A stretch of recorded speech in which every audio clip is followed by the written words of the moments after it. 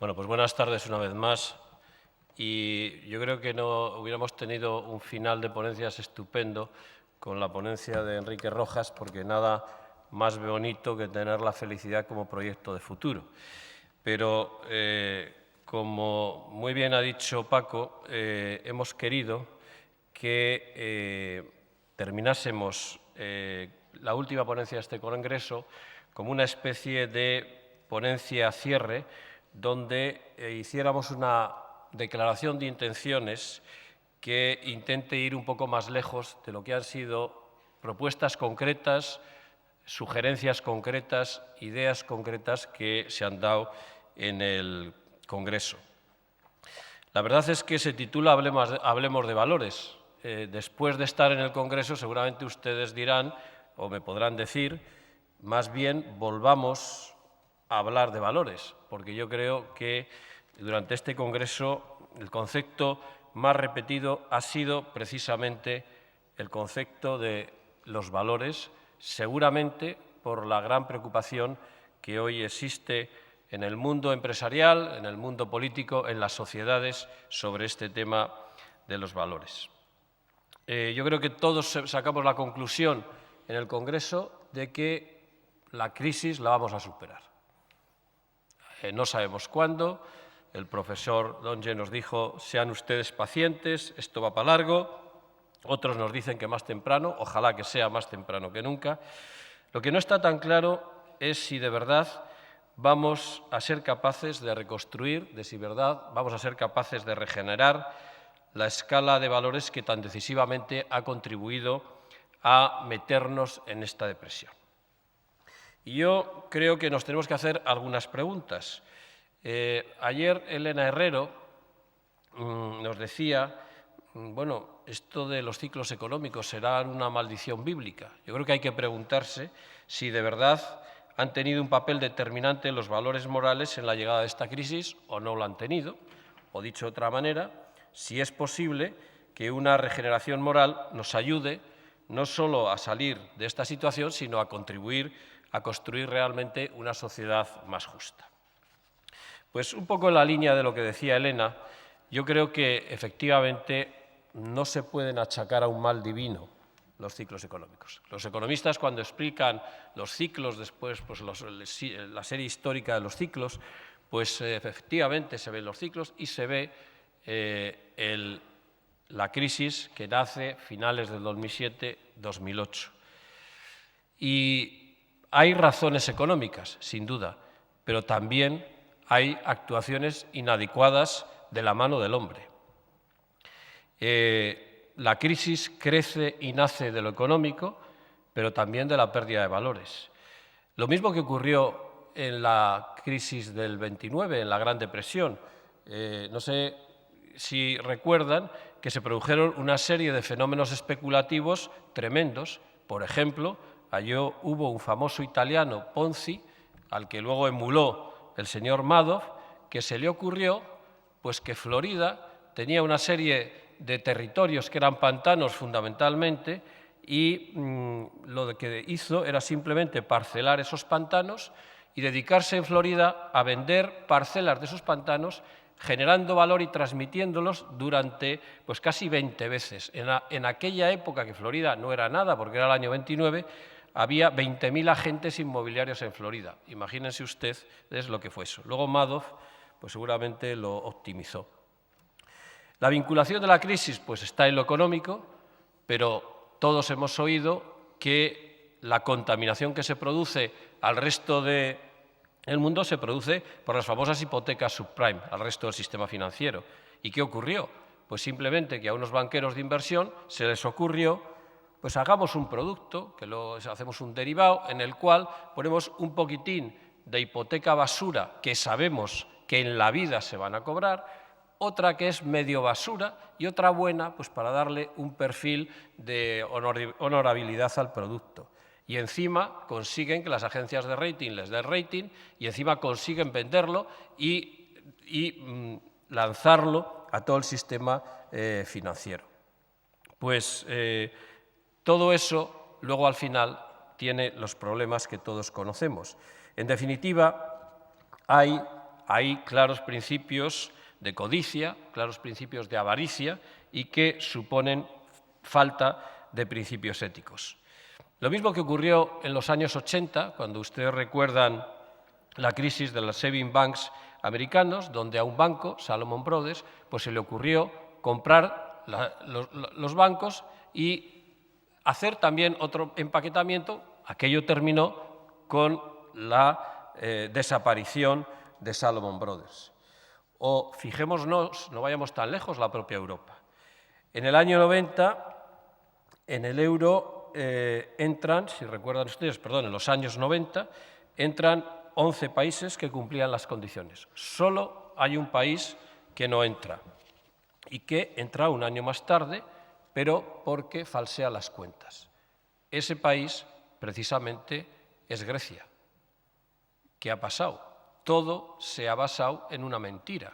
Y ahora el problema que tenemos con Grecia pues es un problema donde, sin duda, ha habido problemas serios de falta de ética, falta de valores. Y lo que sí tenemos que decir es que las decisiones que tienen carácter ético o moral al final tienen consecuencias. Tarde o temprano tienen consecuencias y las consecuencias las pagamos todos. Entonces, nos tendríamos que hacer otra pregunta, que es si de verdad los valores tienen una influencia real en que sucedan determinadas cosas. Porque es cierto que estamos o vivimos o actuamos valorando continuamente y optando por unos valores o por otros, ya lo hagamos consciente o inconscientemente, y cuando lo hacemos, pues sin duda lo que estamos haciendo es preferir o optar por valores unos en detrimento de otros. Y desde luego, pues desgraciadamente no podemos ser neutrales, porque tampoco pueden serlo las actividades que desarrolla nuestra sociedad, bien sea la actividad económica, la empresarial, la política o la científica. Kant decía que hasta una ciudad de demonios, por el hecho de ser ciudad, posee pautas morales. Y eso me lleva a otra cosa que hemos escuchado también en una de las ponencias, por cierto, como todas ellas muy brillantes, que es la relación entre los valores y el liderazgo, o entre el liderazgo y los valores, que sin duda están muy unidos. Les recuerdo aquello que nos decían ayer, de que el liderazgo es una función del conocimiento más los valores multiplicado por la actitud. O también, como nos definió el liderazgo, como líder, aquel que saca lo mejor de cada quien. Bueno, se puede definir el liderazgo o al líder de otra manera. Peter Drucker lo hace diciendo que es alguien que dirige a una colectividad, a una institución, a un país o a una empresa. Pero claro, lo importante es saber a dónde le dirige, si el sitio al que le dirige es bueno, malo, correcto o incorrecto. Porque analizando la historia, como tanto se ha hecho esta mañana aquí, es evidente que Hitler, Stalin, Mao Zedong fueron líderes. Otra cuestión, líderes de su tiempo, supieron aprovechar en un momento determinado las circunstancias de su país. Otra cuestión es qué valores tenían. Bien, en general, también se nos decía, y yo coincido con ello, que el líder requiere de una organización. Y se puede decir que las organizaciones necesitan gobierno, necesitan liderazgo. También se nos dijo que el líder normalmente no tiene por qué estar actuando continuamente. El líder necesita de la organización y la organización muchas veces se mueve solo dirigida por múltiples líderes. Yo siempre he creído en las grandes o en las pequeñas organizaciones que hay muchos líderes actuando y que las organizaciones funcionan por sí mismas. Cuando alguna vez, supongo que a ustedes les ha pasado, les felicitan, oye, ¿hasta dónde has llegado? Bueno, pues esto lo hace nuestra gente, realmente porque está imbuida de esa filosofía o de esa cultura. Y antes esto se llamaba el empresario y cómo el directivo tenía que ser empresario de su propio territorio en el que actuaba. Llamémosle empresario, llamémosle líder, eso es así. Y el líder es alguien que tiene visión y se debe anticipar a los cambios si de verdad quiere persistir. Pero lo que es importante, lo que de verdad el líder tiene que tener tiene que defender tiene que atesorar y se tiene que conducir con valores positivos. Y además de conducirse con valores positivos, tiene que ser capaz de imbuir a los suyos, a la gente, a sus líderes o a las personas que trabajan con él, precisamente esos valores. Y eso, pues algunos lo llaman también cultura de empresa. Bien, ¿qué ha pasado en España tras 14 años de crecimiento y bonanza en el terreno de los valores? Pues yo creo que, desgraciadamente, como yo les decía antes, a veces reventamos de éxito. Hemos tolerado muchas cosas que no eran tolerables, hemos incentivado el consumismo desaforado, hemos admirado el beneficio indolente, cuando aquí tenemos muchísimos ejemplos de empresarios que nos demuestran día a día que el beneficio exige trabajo y sufrimiento, empresarios, directivos. Buscando la igualdad, hemos cercenado la emulación y el espíritu de sacrificio. Obsesionados por el goce inmediato, hemos dejado de lado la constancia y el esfuerzo continuado. Hemos hecho héroes a personajes de televisión, a pícaros, en fin, a gente que no lo merecía, obviamente. Y también hemos perdido el concepto del deber como acompañante obligado e inexcusable del concepto del derecho. Si yo tengo derecho, tengo que también tener deber.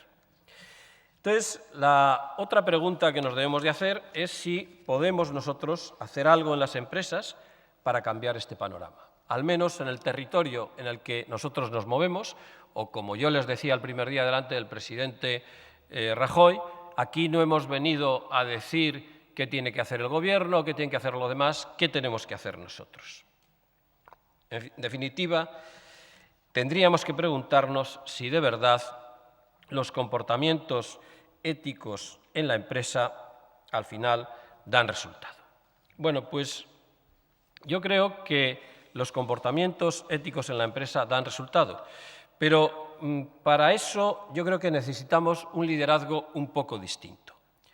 El verdadero líder es un conductor de líderes, como les decía, y para ello pues tendrá que facilitar su aparición, tendrá que formar los líderes.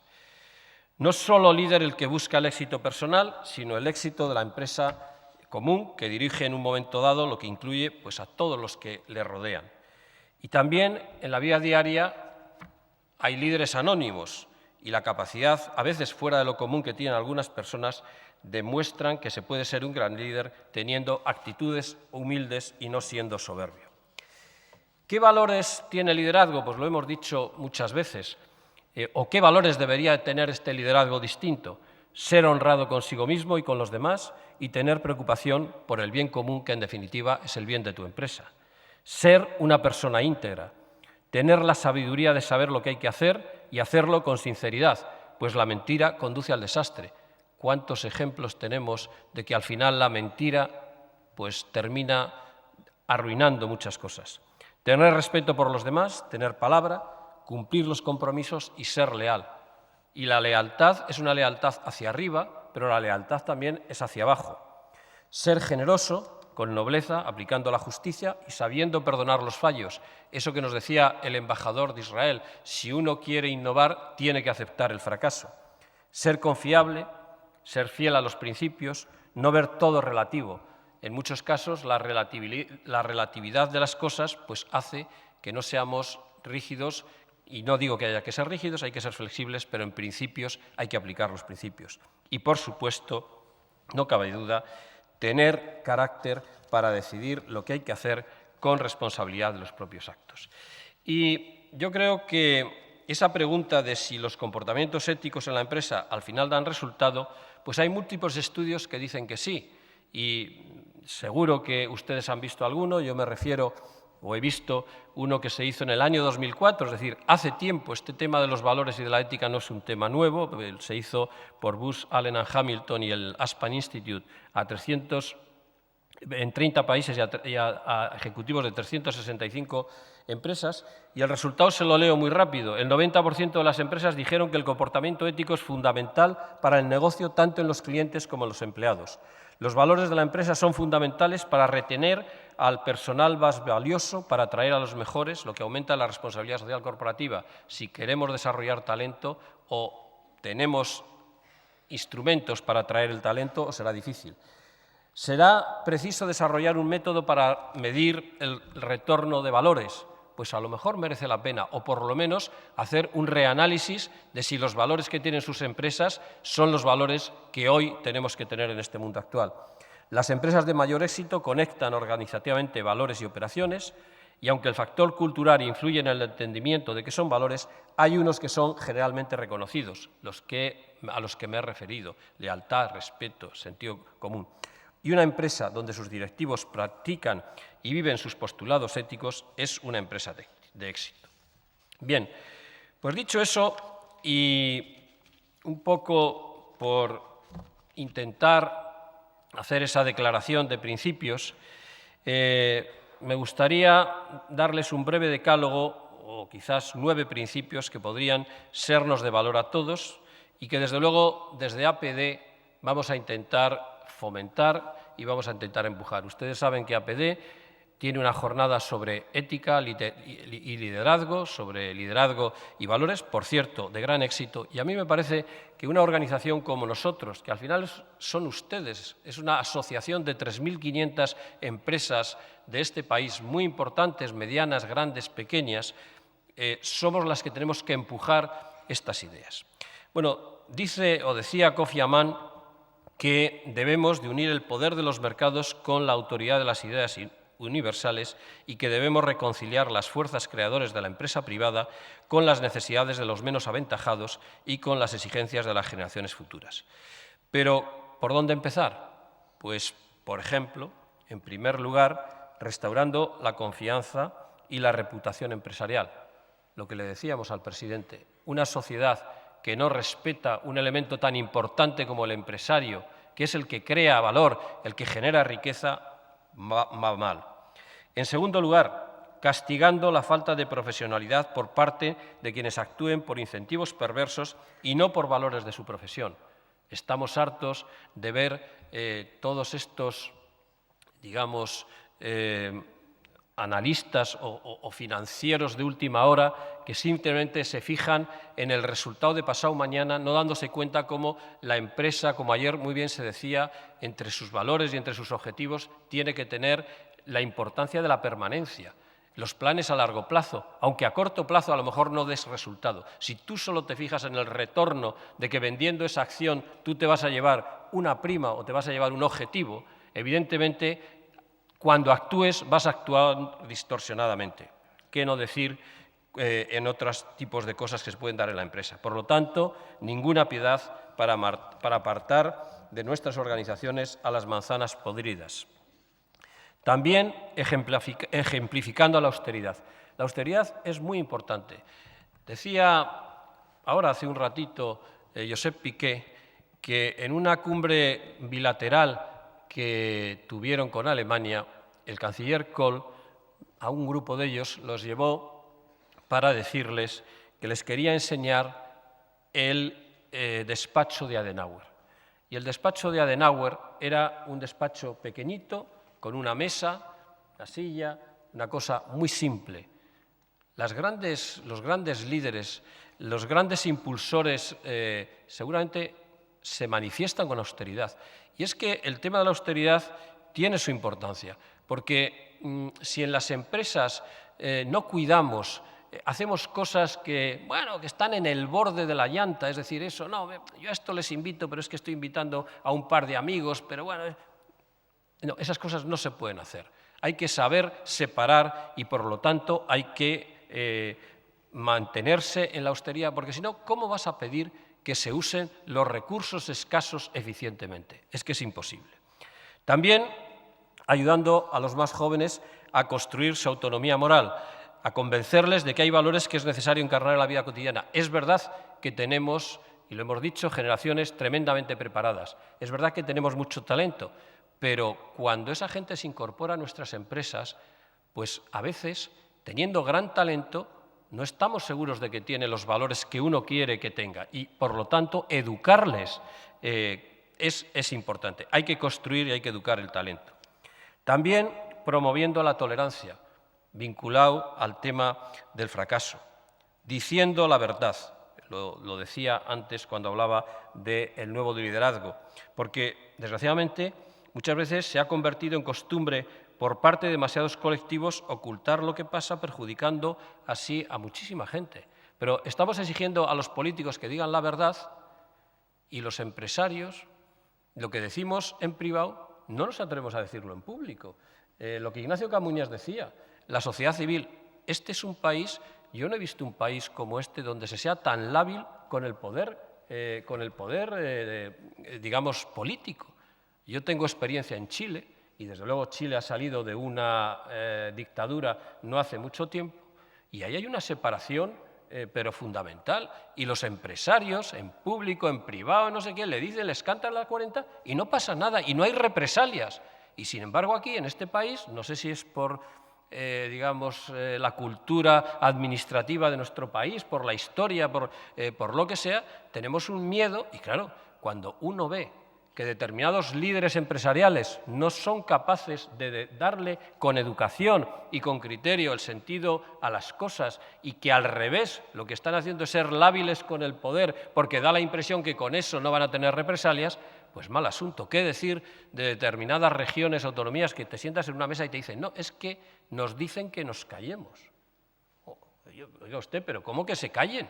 Pero si ustedes son parte de la sociedad civil, si ustedes están obligados a decir, porque hay mucha gente detrás de ustedes. Bueno, creo que estamos todos de acuerdo. Contribuyendo a la solidaridad, porque sin duda la solidaridad y también incrementando la capacidad de cooperación, nuestras empresas tienen, sin querer o queriendo, afección sobre el entorno. Yo creo que cada vez eso de la responsabilidad social corporativa es cada vez más importante. No es solo una cuestión de imagen, forma parte también de la realidad de lo que la empresa tiene que dar. Y, por último, pues casi siguiendo y haciéndole caso al profesor don Enrique Rojas, que es, hay que hacerlo todo con ilusión, con coraje, pero desde luego con alegría, con determinación, porque yo decía, profesor, cuando te has ido, que seguramente haber terminado la ponencia con el Congreso con tu ponencia hubiera sido lo suyo, porque qué cosa más bonita que de verdad tener la felicidad para el futuro. Pero en fin, eso hay que hacerlo con ilusión y con coraje. Y para ello, pues sin duda, lo que nos hace falta es actitud, convencimiento individual, hace falta nuevos líderes, y ese liderazgo, en muchos casos, lo tenemos que tener los líderes empresariales. Yo, sinceramente, insisto en que APD cree en esto, en que tenemos que transformar y conseguir que este tema de los valores, de la ética, sea un tema fundamental para nuestra sociedad y para nuestras empresas, y por lo tanto, pues yo les invito a que así sea. No se trata, por lo tanto, solo de crear riqueza y empleo, sino que se trata de hacerlo de forma ética, si algunos quieren de forma moral, dando ejemplo, porque sin duda no se puede hacer si no es dando ejemplo. Dice el premio Nobel Amartya Sen que la ética empresarial tiene un sentido económico porque el sentido de lo económico consiste no solo en producir riqueza material, sino también en crear una buena sociedad. Y hay un pensador católico conocido por todos ustedes, que luego les diré quién es, que dice lo siguiente, y a mí me parece interesante por de quién viene. La economía y las finanzas, al ser instrumentos, pueden ser mal utilizados cuando quienes los gestionan tienen solo referencias egoístas. De esta forma, se puede llegar a transformar medios de por sí buenos en perniciosos. Lo que produce estas consecuencias es la razón oscurecida del hombre, no el medio en cuanto tal. Por eso, no se deben hacer reproches al medio o instrumento, sino al hombre, a su conciencia moral y a su responsabilidad personal y social. Quien dice esto no es ni más ni menos que un pensador tan importante como Benedicto XVI en su encíclica Caritas in Veritate. Bien, pues para terminar, creo de verdad que merece la pena. Creo que con su impulso nosotros en APD seguiremos defendiendo este principio, y creo que en este Congreso, si hay una cosa que ha estado clara, es que tenemos que renovar nuestro liderazgo y que ese liderazgo tiene que ser un liderazgo ético. Y como no me acuerdo, Elena, de la palabra que dijiste en ruso, lo digo en español, hagámoslo ya, manos a la obra. Muchas gracias.